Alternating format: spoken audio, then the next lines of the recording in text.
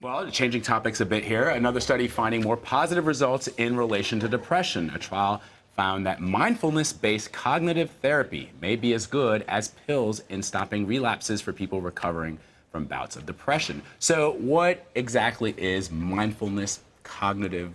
Yes, mindfulness-based cognitive therapy, of course. Yeah, it's a mouthful, but it's actually very encouraging.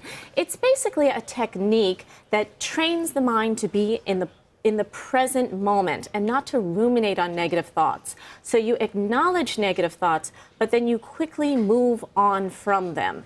This is supposed to stop a downward spiral into a negative mood. That's something that I know a lot of women, including myself, sometimes are guilty of. Sure. It's hard not to dwell on the bad stuff sometimes, but this makes it a big difference for these people who are able to practice that, to recognize it and to move on. Very much so. The researchers thought it would actually turn out to be more effective than antidepressants for depression, but they found that they were equal. I guess the argument here is that they should be used together. Certainly, this isn't a call for people on antidepressants to go off of them.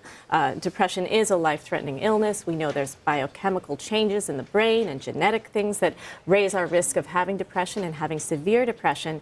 But if we can also use some of these cognitive behavioral techniques to change the way we think, that can lower some of the triggers as well. It's interesting that this is a study that is coming out now. There's that book by Viktor Frankl, the Holocaust survivor, who talks about the meaning of life and how in these horrible conditions in concentration camps, people who had something to live for, who put their minds, who said to themselves, it could even be something as simple as somebody who owed me $20 and I want to get that money back. I'm going to survive this so I can go find that guy and hit him upside the head to get my money back. Survived these camps, and people who had sort of given up the will to live did not. Right. There's definitely an argument that there's mind over matter, but I think more than anything, we're seeing the mind and the body are not separate. It is one organ together. So the way we think, the way we use our minds directly affects our bodies and vice versa. Really interesting. Dr. Holly Phillips, thank you so much. Sure.